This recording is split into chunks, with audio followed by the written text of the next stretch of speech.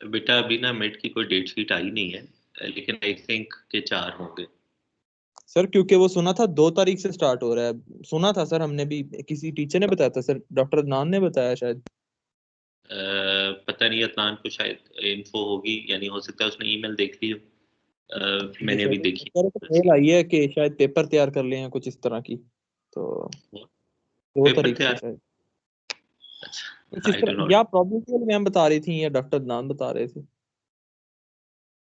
बेटा actually I think it is decided कि it has to be in 10th week.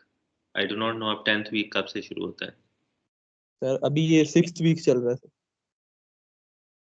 तो अभी तो जो आप बता रहे हैं एक तो माह है, 7, ये तो नवंबर के लास्ट में होंगे स्टार्ट। मतलब जो तारीख आप बता रहे हैं ना, तो that is sort of 9th week I guess. Yes sir. दो 16 से से 10। 2 तो बुध बनती है यार। 2 नवंबर तो बुध के आसपास कोई तारीख बनेगी आई गेस। तो असल में सुनी 2 तारीख थी, तो मैंने फिर वही बताई है, क्योंकि अभी ऑफिशियल तो आया नहीं है सर, कहीं पे भी सुनी सुनाई वाली बात ही है।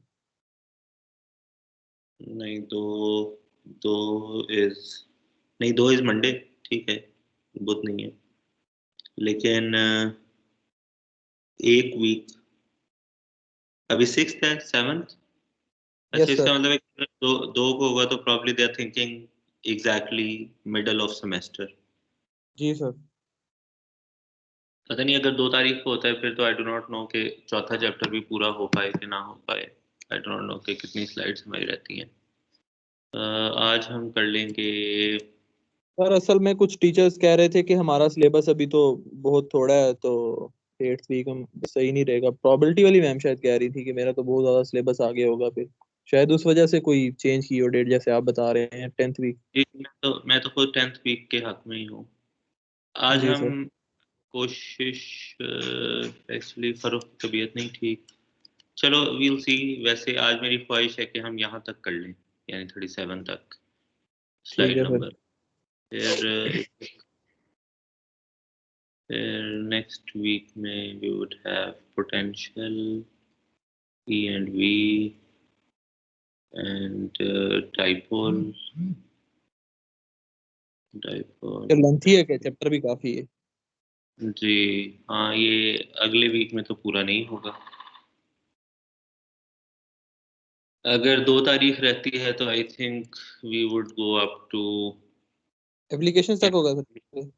जो मेरी जो ख्वाहिश होगी वो होगी यहाँ तक, 48 तक। ठीक है। अ, यानी एग्जाम्पल, या एग्जाम्पल 4.12 तक मेरी ये ख्वाहिश होगी, क्योंकि इतना ही काम अगले वीक में हो सकेगा। दौड़ जी लगाएं सर। 2 वीक, लेकिन विल सी कि how do we do it.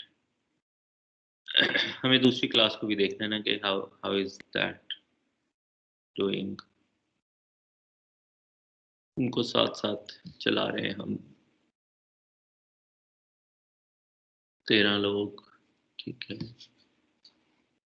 1 minute रह गया क्विज के टाइम का, उसके बाद मेरा ख्याल है कि वो टर्न इन करने में भी कोई लगाएंगे टाइम, या टर्न इन करने तक का टाइम। और टर्न इन करने तक का टाइम है वो। सर ये जो आपने स्लाइड शेयर की हुई है हमारे साथ, ये सारी कंप्लीट है सर इस चैप्टर की। जी बेटा। सर क्योंकि मैंने कल खोलने की कोशिश की थी, वो मेरे से ओपन नहीं हो रही थी, शायद मैं कोई उसके लिए सॉफ्टवेयर नहीं था मेरे पास सही दोबारा। बेटा वो तो फाइल्स।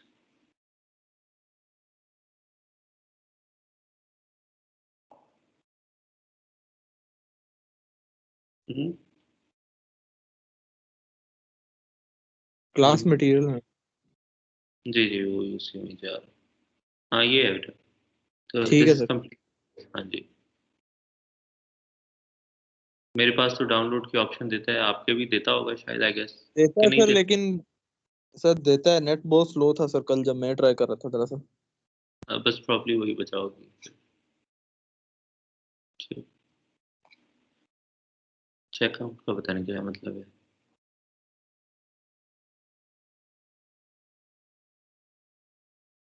हाँ, ये पता नहीं क्या किया इसने।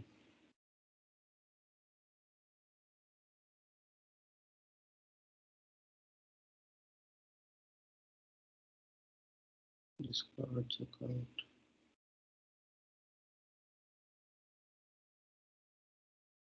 पता नहीं इसका मतलब क्या होता है।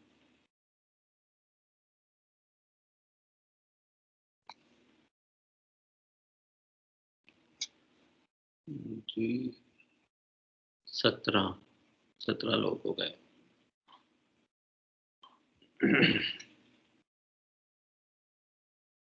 अगर आपको ऑप्शन दी जाए जिंदगी में, तो would you want to be the mister nice guy या would you want to be the tough guy?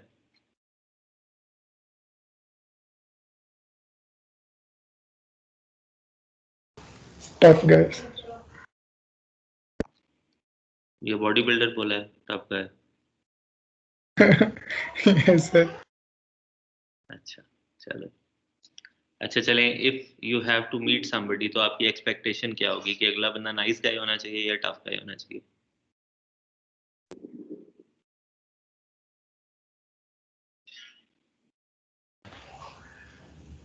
Tough guy sir. Seriously? मैं तो यस वैसे सर। मैं तो घबराता हूँ लोगों से जनरली। आई वांट के जो अगला बंदा हो बहुत आराम तसल्ली वाला बंदा हो, सुकून से बात सुनने वाला हो।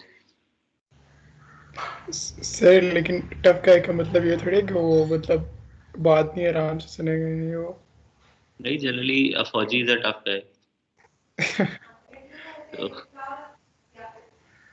फौजियों से बात करना जरा मुश्किल काम होता है because they do not listen yes to sir. Anybody. नहीं सर, बड़े ऑफिसर जो होते हैं सर वो तो नाइस होते हैं। बस करे थे नहीं, यार। Not necessary I guess.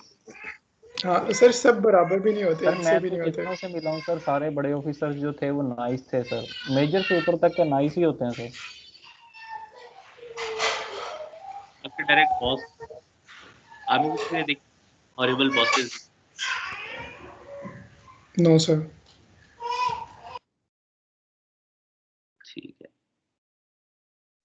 अच्छा बच्चों, हम कितने लोग आ गए हैं हमारे पास? लेट अस सी। अच्छा 18 लोग आ गए हैं, लेकिन फिर भी हम शुरू कर लेते हैं because we can not wait for very long. 43 minutes हो गए हैं अभी।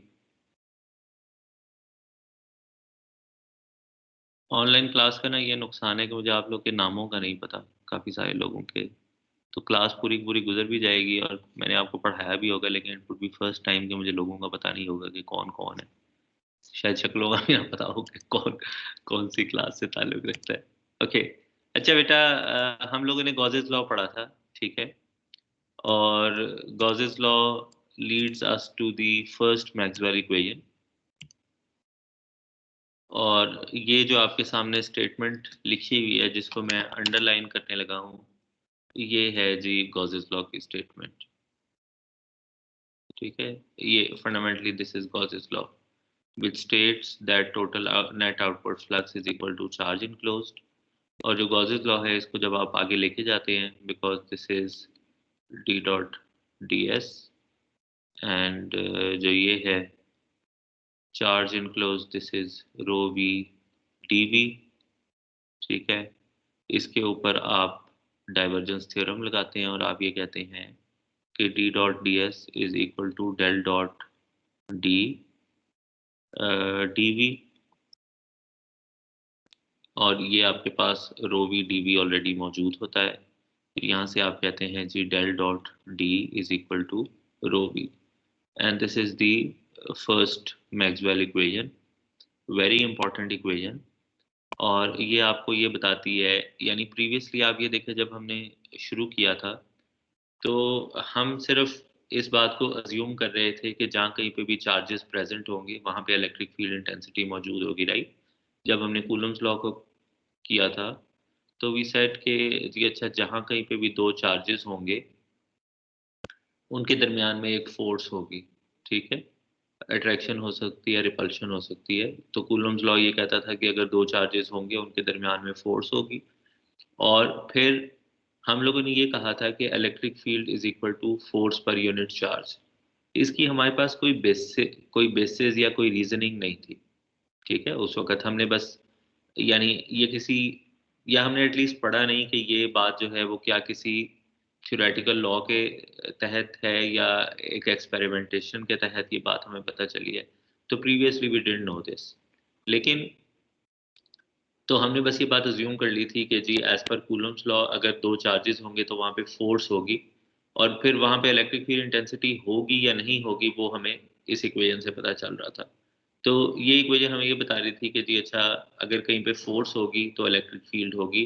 तो आप यूँ कह रहे कि हम ज़रा थोड़ा इनडायरेक्ट वे से ये बात मान रहे थे कि if there are charges in anywhere in a 3D space, तो there would be some electric field intensity present because of those charges। ठीक हो गया। अब अगर आप इसको देखें तो first Maxwell equation now it's tells you that if you have a charge, तो because of that charge there is going to be some electric flux density. ठीक है, एंड नाउ वी नो कि electric flux density is related to electric field intensity। ठीक हो गया। तो now we know by virtue of this first Maxwell equation that wherever there is a charge, there is going to be an electric field associated with that charge। ठीक हो गया। दूसरी बात हमें इससे ये पता चलती है कि if the charge is positive, which means कि divergence is positive, which means कि जो flux line है वो that would be starting from a positive charge। ठीक है, because divergence is positive and positive divergence means coming out। सही हो गया। and if it is a negative charge तो then it is a coming in। ठीक है, तो further on जो डेफिनेशन थी फ्लक्स लाइन की, हम ये कहते थे कि वन जो एक फ्लक्स लाइन है that starts from 1 coulomb positive charge and it terminates at 1 coulomb negative charge. ठीक है, तो if we have positive charge over here, if we have negative charge over here, तो now as per this definition and as per this Maxwell equation we get to know कि electric flux line जो होगी या जो electric field होगी it will travel from positive charge and it will move toward a negative charge. और यही वजह होती है कि जब हमारे पास कैपेसिटर की प्लेट्स होती हैं तो we have positive charges and we have negative charges, और अगर आप देखें तो electric field is directed from positive charge to negative charge. It is like this. ठीक है, तो दीज आर ई फील्ड की लाइंस। ठीक हो गया ना। तो all of these are E field lines. Positive charges, negative charges, तो E field is moving from a positive charge to a negative charge. ठीक है, लेकिन एक जो लिमिटेशन हम लोगों ने पढ़ी थी पहले वो ये थी कि Gauss's law contrary to Coulomb's law, Gauss's law cannot be applied to any situation। it has to follow some conditions, और वो conditions ये है कि charge distribution should be symmetric। ठीक है, और अगर ऐसा नहीं है, if charge distribution is not symmetric, तो then again we have to go to Coulomb's law in order to determine E और D, और उसका तरीका वही है कि हम पहले फोर्स डिटरमिन करेंगे, फिर E डिटरमिन करेंगे और फिर D डिटरमिन करेंगे। ठीक है, तो फोर्स E एंड D। ठीक हो गया। तो ऐसे, तो नाउ अब ये आपको गॉसेस लॉ के हवाले से इफ समबडी सेज कि जी अच्छा ये दो वॉल्यूम्स हैं, आप ये देखें कि इसके अंदर इफ समबडी आस्क यू कि यार वॉल्यूम नंबर 1 का नेट आउटवर्ड फ्लक्स क्या है, तो 10 - 5, तो it would B 5 nano coulomb. ठीक है, जो भी फ्लक्स की का वो है यूनिट, एंड यही होना चाहिए नैनो कूलम भी। और इसमें अगर आप देखें तो वॉल्यूम 2 के अंदर कोई चार्ज नहीं है, there is no close charge. इसके आसपास तो पड़े हुए हैं लेकिन इस पर्टिकुलर वॉल्यूम में कोई चार्ज नहीं है, तो इसका जो फ्लक्स है दैट इज 0। इसका मतलब है कि it is neither absorbing any energy nor it is emanating any energy, या इसका दूसरा मतलब ये भी है कि जितनी एनर्जी इसमें एंटर हो रही है वो सारी की सारी फ्लक्स लाइंस इसमें से एग्जिट भी हो रही हैं। ठीक है, तो if you calculate divergence at any point here anywhere within this volume, तो डाइवर्जेंस की वैल्यू आपके पास 0 आएगी बिकॉज ऑफ दिस फैक्ट कि या तो सारी की सारी जितनी जा रही हैं उतनी एग्जिट कर रही हैं, और या फिर ये कि इसमें से कोई फील्ड लाइन ना इसमें पास कर रही है, ना कोई एंटर कर रही है, ना कोई एग्जिट कर रही है, दोनों का एक ही मतलब है। अब application of Gauss's law. Application of Gauss's law का मतलब ये है कि हमें ये पता चल गया कि जो गॉसेस लॉ है that helps us determining the value of electric field intensity at anywhere. ठीक हो गया। तो if we have a charge, so we have this is Gauss's law. Once we have this,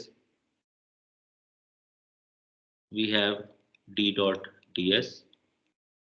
Once we have this, we have, so this is what we are interested in। ठीक है, ये हमारी quantity है जिसको हमने determine करना है। ठीक है, तो इलेक्ट्रिक फील्ड इंटेंसिटी के अंदर हम इंटरेस्टेड हैं। तो नाउ हम क्या करेंगे, we will apply Gauss's law in a few situations and we will try to determine the electric field intensity out of that situation। ठीक है, एक जो इम्पोर्टेंट बात ये है वो ये कि in order to apply Gauss's law we need to define some surface। ठीक है, जो सरफेस हम इसके लिए डिफाइन करते हैं that is called a Gaussian surface, जो यहाँ पे मेंशन्ड है। ठीक है, it is a mathematically closed surface, Gaussian surface. और ये सरफेस हम अपनी अभी आगे जाके थोड़ी इसमें क्लैरिटी आ जाएगी। ये सरफेस हम इस तरह से डिफाइन करेंगे सो दैट जो डी है flux density that is always normal या tangent to this particular surface. ठीक है, मोस्टली हम नॉर्मल की बात करते हैं। इसका ये मतलब भी है कि जो हमारी गाउसियन सरफेस होगी उसका सरफेस नॉर्मल, ठीक है, जो कि यहाँ पे लिखी हुई है बात, उस गाउसियन सरफेस का सरफेस नॉर्मल और जो फ्लक्स डेंसिटी की जो डायरेक्शन है ये दोनों आपस में पैरेलल होंगे। ठीक है, both of them, surface normal and flux density, ये दोनों आपस में पैरेलल होंगे। अगर ये पैरेलल होंगे तो डी डॉट डी एस की वैल्यू हमारे पास मैक्सिमम आएगी। अगर ये परपेंडिकुलर होंगे तो फिर डी डॉट डी एस की वैल्यू हमारे पास 0 आएगी। ठीक है, if there is any angle in between them तो हमारे साथ साथ में कॉस थीटा का फैक्टर आ जाएगा, लेकिन generally this is the case. ठीक है, और हम देखेंगे कि सरप्राइजिंगली फॉर डिफरेंट सिनेरियोज जहाँ पे हमारे पास चार्ज डिस्ट्रीब्यूशन सिमेट्रिक है, we would be able to find such surfaces जो कि इसके साथ यानी जिनका इसके साथ ये वाला जो रिलेशन है पैरेलल वाला वो ट्रू हो। ठीक है, तो अब हमें क्योंकि सफिशिएंट नॉलेज मिल गया हुआ है from previous analysis of different types of bodies through Coulomb's law, तो अब हमें ऑलरेडी ये पता चल जाएगा कि किस शेप या किस तरह की चार्ज्ड बॉडी हो तो उसके लिए किस तरह की गॉसियन सरफेस हमें डिफाइन करनी पड़ेगी। ठीक है जी जनाब, सबसे पहला केस है पॉइंट चार्ज का। ठीक है, सबसे पहला केस है पॉइंट चार्ज का। से for example this is a point charge. ठीक है, तो ऊपर वाली जो कंडीशन है, say for example we want to determine electric field intensity at this point, which is some units are away from this point charge। ठीक है, अब if I want to define a Gaussian surface तो उसकी दो conditions हैं। एक ये कि जो चार्ज्ड बॉडी है वो एनक्लोज होनी चाहिए विद इन दैट सरफेस। ठीक है, और दूसरा ये कि ये जो पॉइंट पी है वो सरफेस इस पॉइंट पी को पास करनी चाहिए। तो सबसे पहले तो आप मुझे ये बताएं कि किस तरह की गाउसियन सरफेस होगी। स्फेरिकल। वेरी गुड, ठीक है, स्फेरिकल। इसका मतलब ये हुआ कि I would draw a spherical surface जो कि 2D में मुझे एक स्क्वायर की तरह नजर आ रही होगी। ठीक है, and that spherical surface is enclosing this point P as well as it is, जो ये सरफेस है उसकी जो बाउंड्री है वो इस पॉइंट P को, तो दिस इज अ चार्ज से प्लस Q और दूसरा जो है वो इसको पास कर रही है। ठीक हो गया। नाउ ये जो डायरेक्शन होगी इसमें, जो मैं अब इस सरफेस का सरफेस नॉर्मल इस पॉइंट पे अगर देखें तो वो इस डायरेक्शन में होगा, राइट? यही होगा ना? हाँ या नहीं? Sir Yes, sir. नजर नहीं आ रहा कि आप किस डायरेक्शन में पॉइंट करें। अच्छा अब आ गया, सॉरी थोड़ी लैग कर रही वीडियो। जी ठीक है, कोई बात नहीं। तो आई वांट टू आस्क कि ए आर की डायरेक्शन में जो डी एस है उसकी क्या वैल्यू है? मतलब सफेरिकल लेना तो इसका मतलब straight away we are in spherical coordinate system, ठीक है? तो we have R, theta and phi, और जो सफेरिकल शेप है उसका जो सरफेस नॉर्मल है एक सफेरिकल कोऑर्डिनेट सिस्टम में, sphere is one of the surfaces जो कि सफेरिकल कोऑर्डिनेट सिस्टम में एग्जिस्ट करती है। उसके अलावा एक और शेप जो इसमें एग्जिस्ट करेगी वो कोन होगी, और जो तीसरी शेप इसमें जो एग्जिस्ट करेगी वो प्रोबेबली एक वेज होगी। हमने हमने तीन तरह की कांस्टेंट सरफेसेस देखी है ना। तो अगर आप आर को कांस्टेंट कर लें तो आपको एक स्फीयर मिलता है, अगर आप थीटा को कांस्टेंट कर लें तो आपको एक कोन मिलती है, अगर आप फाई को कांस्टेंट करें तो आपको एक प्लेन मिलता है, ठीक है? तो तीन तरह की सरफेसेस होती हैं। ये वाली जो सरफेस है इसमें हमने किसको कांस्टेंट किया हुआ है? तो मुझे जरा डीएस की वैल्यू बताएं कि क्या आएगी।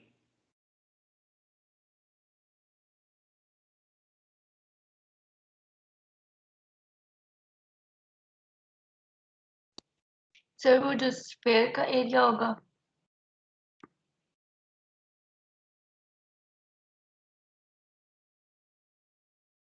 वो होगी rho d theta d phi, and जो रो होगा that would be equal to r, sorry, rho d phi r d theta, sorry गलत कर दी मैंने।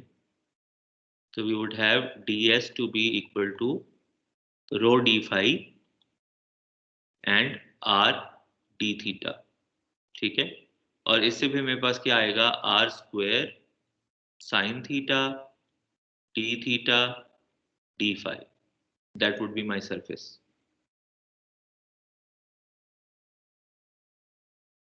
हाँ या नहीं? Yes, sir. ठीक है, तो and this would be in the direction of D R, ठीक है? तो नाउ जब हमने इवेल्युएट करना है तो we have to, first of all we have to start with this is equal to charge enclosed.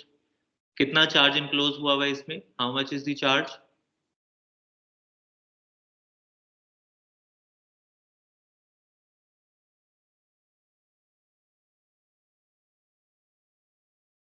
कितना चार्ज इनक्लोज हुआ है बेटा?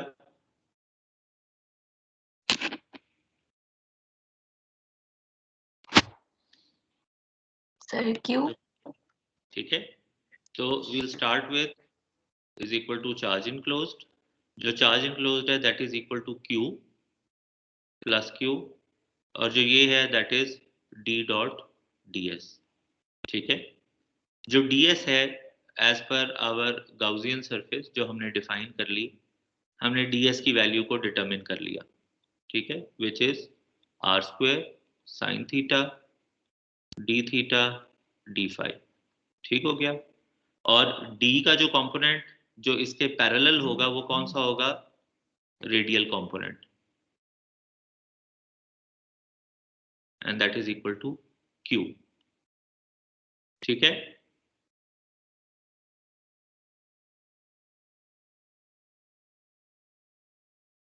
तो D R is equal to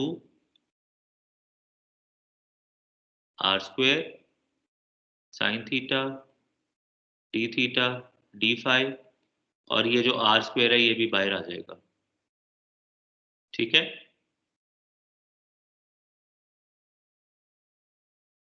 ठीक है, ये भी बाहर आ जाएगा। जो डी फाइव है इसका इंटीग्रल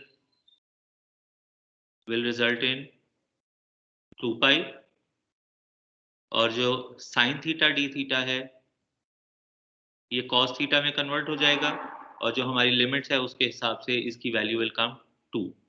तो eventually it would B D R, ठीक है, and 4 pi r square is equal to q, and if we determine d, so it is q over 4 pi r square, because it is radial component. अगर हम खाली d vector लिखें तो it would be q over 4 pi r square into ar, और अगर हम इससे electric field determine करें तो d is equal to epsilon naught e and e is equal to d divided by epsilon naught. तो now अगर हम इसको यहाँ पे सब्स्टिट्यूट करें तो we get e q over 4 pi epsilon naught r square ar. So this is the expression of electric field intensity for a point charge at anywhere around it. ठीक है, this point P, this is at distance r from the center. ठीक है, तो ये ठीक है, समझ लग गई सारों को?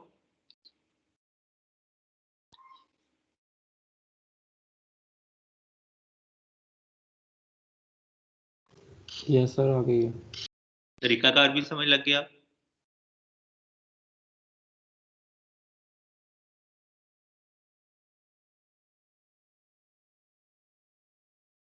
जी सर।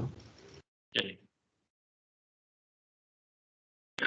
ये सारी बात नीचे लिखी हुई है, मैं इसको थोड़ा क्लीन कर लेता हूँ ताकि आपको नजर आ जाए। ठीक है, तो ऑल ऑफ दिस जो हम बात कर रहे थे, it is mentioned over here, ये सारी की सारी बात। ठीक है, तो this is what you get. Now please help me solve this one.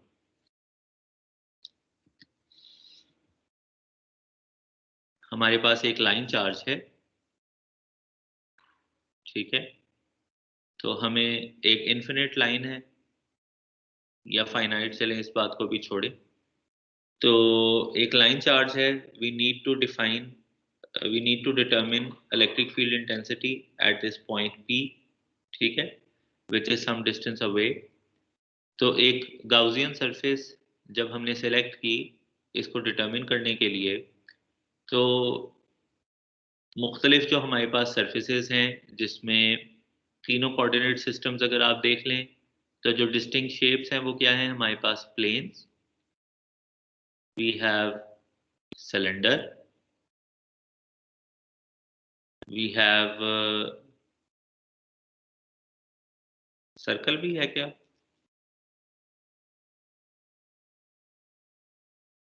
We have a circle, I think cylindrical में तीन होती हैं, सर्कल, सिलेंडर और प्लेन शायद, एंड वी हैव अ कोन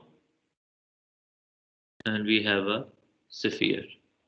तो ये सारी की सारी हमारी शेप्स हैं। तो अगर हमारे पास एक लाइन चार्ज है तो इन सारी शेप्स में से कौन सी सरफेस आपको लगता है कि हमारी गाउसियन सरफेस बन सकती है जो कि उसको कम्प्लीटली इनक्लोज भी कर ले और जो पॉइंट है वो उस गाउसियन सरफेस में से, यानी गाउसियन सरफेस उस पॉइंट में से भी पास कर रही हो? सिलेंडर। ठीक है, तो हमने एक सिलेंडर ड्रॉ कर लिया। तो अब again to solve this we know from Gauss's law psi is equal to charge enclosed. इसमें अब जो इनक्लोज चार्ज है वो क्या है जनाब?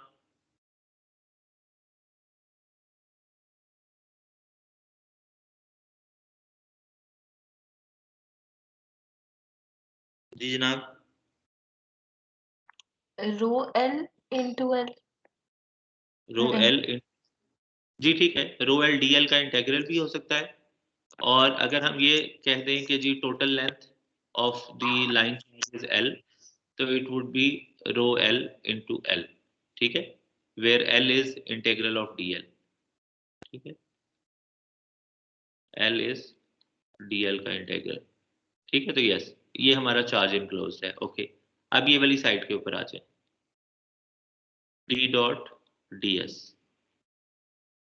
तो प्लीज बताइए कि डी एस क्या है सिलेंड्रिकल के लिए, सिलेंड्रिकल सरफेस के लिए क्या डी एस होगा?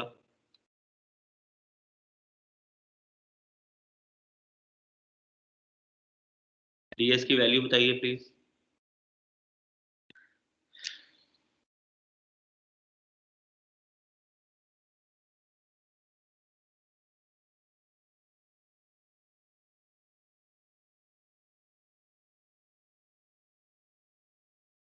जनाब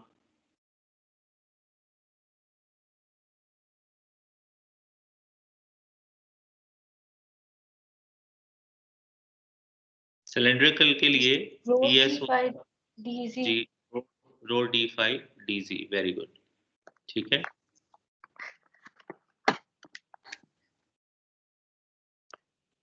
So this is our ds, rho d5 dz, again double integral, ठीक है।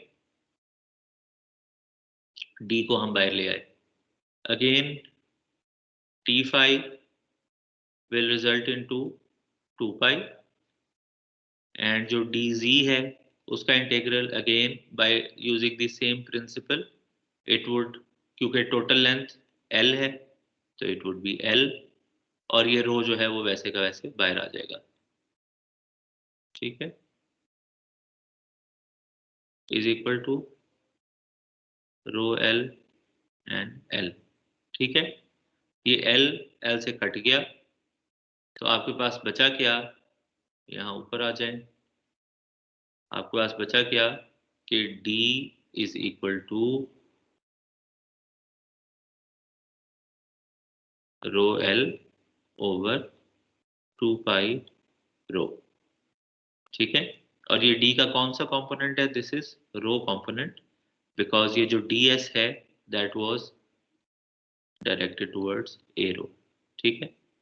और अगर आप e की बात करें तो now e would be rho l 2 pi epsilon naught rho and it would be in the direction of a rho,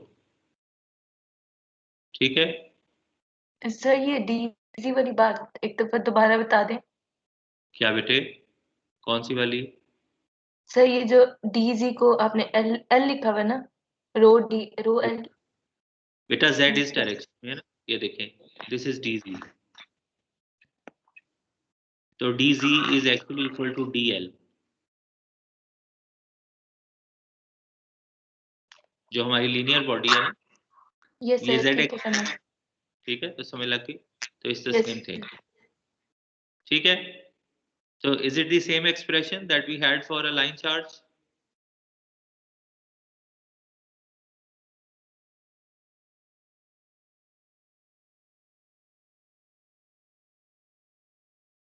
ऐसे ही है, चले, यस सर। ओके, यही सारी बात यहाँ पे लिखी हुई है, ठीक है, तो इसी बात के अंदर निकल आए बाहर।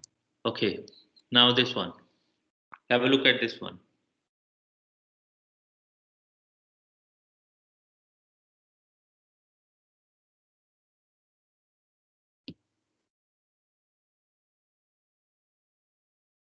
सबसे पहले चार्ज इनक्लोज्ड बता दें कितना होगा।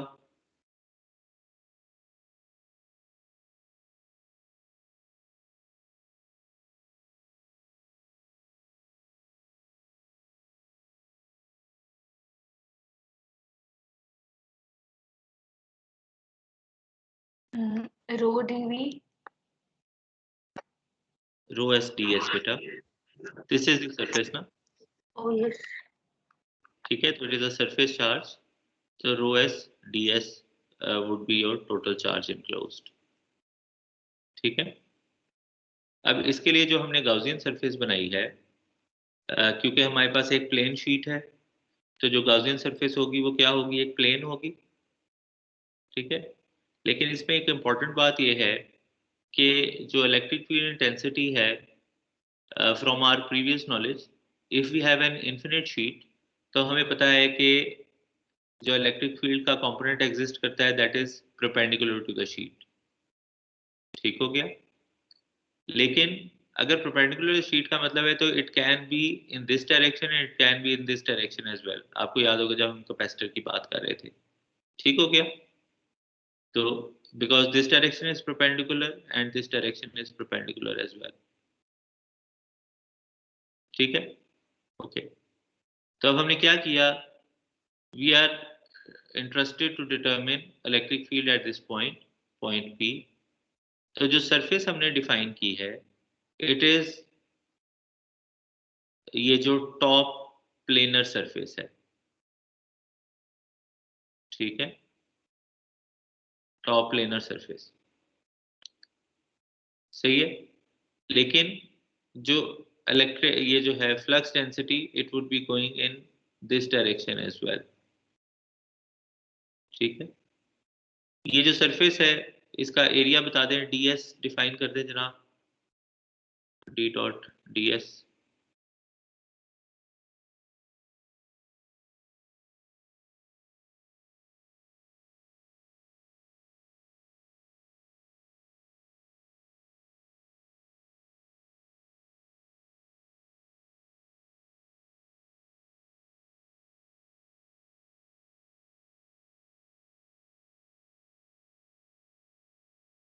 इसका एक और मेथड भी है जो मैं आपको बताता हूँ। वही ds होगा ना?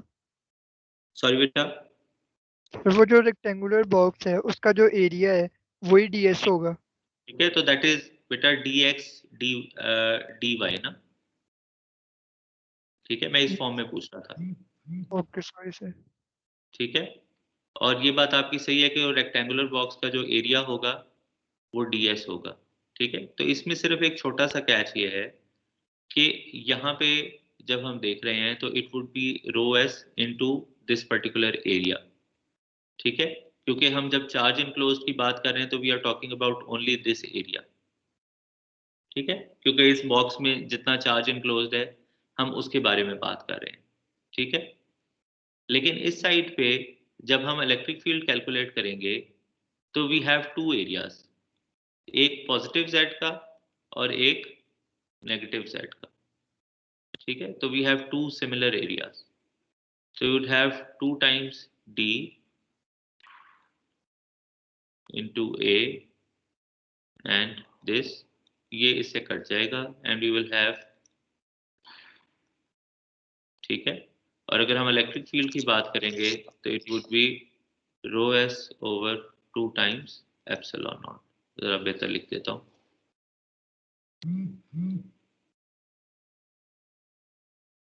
रो S over 2 times epsilon naught, ठीक है। तो this is what we are going to get. अब हम इसी चीज को देख लेते हैं दोबारा से।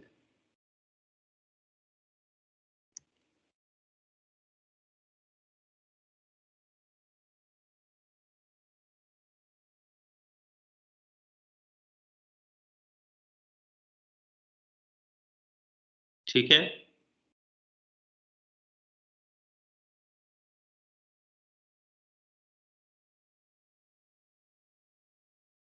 तो यही काम हमने किया। Okay, last bit.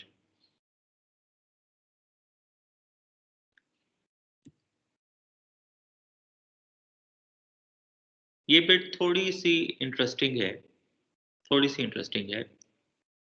because we are now considering a uniformly charged sphere, जो कि ये है, ठीक है। अब जब हम चार्ज स्फीयर की बात करते हैं तो एक बात तो हमें फॉर श्योर पता है कि जिस तरह पॉइंट को इनक्लोज करने के लिए हमारी गाउसियन सरफेस एक स्फीयर थी, तो एक स्फीयर को इनक्लोज करने के लिए भी हमारी गाउसियन सरफेस जो है वो एक स्फीयर होगी, ठीक है। लेकिन this is a sphere shell, ठीक है। और हम थोड़ी देर के लिए ये अज्यूम कर लेते हैं कि ये हॉलो स्फीयर है और इसकी जो सरफेस है वो चार्ज्ड है, ठीक है। अब हमें बात ये पता है कि जो इलेक्ट्रिक फील्ड है वो अगेन जो हमारे पीछे जब हमने कूलम्स लॉ देखा था तो वी सेड कि एक स्फेरिकल बॉडी के लिए जो इलेक्ट्रिक फील्ड होगी अगेन उसका रेडियल कंपोनेंट एग्जिस्ट करेगा, that would be the major component, ठीक है, ये एग्जिस्ट करेगा। लेकिन अगेन ये जो ई आर है, अगर ये इस डायरेक्शन में एग्जिस्ट कर रहा है तो it can exist in this direction as well, जिस तरह पीछे अभी हमने देखा है। ठीक है, मैंने इसको नेगेटिव लिख दिया, ऑल्दो कि ये पॉजिटिव से नेगेटिव की तरफ जब आएगा तो ये पॉजिटिव ही होगा। ठीक है, तो it can exist in this direction and it can exist in this direction as well. तो what we are going to do is we are going to define two Gaussian surfaces, एक है inside the sphere और एक है outside the sphere. इन दो Gaussian surfaces में फर्क क्या है जब हम इस पे गॉसेस लॉ अप्लाई करेंगे? Again this is equal to charge enclosed. ठीक है, स्फीयर का सरफेस एरिया क्या है? 4 पाई आर स्क्वायर, राइट? ऐसे ही है ना? This is the ds for a sphere. तो इन दोनों केसेस में फर्क ये होगा कि when we are talking about this Gaussian surface, ठीक है, तो वी आर टॉकिंग अबाउट सिर्फ उतना एरिया जहां तक हमने गाउसियन सरफेस डिफाइन की हुई है।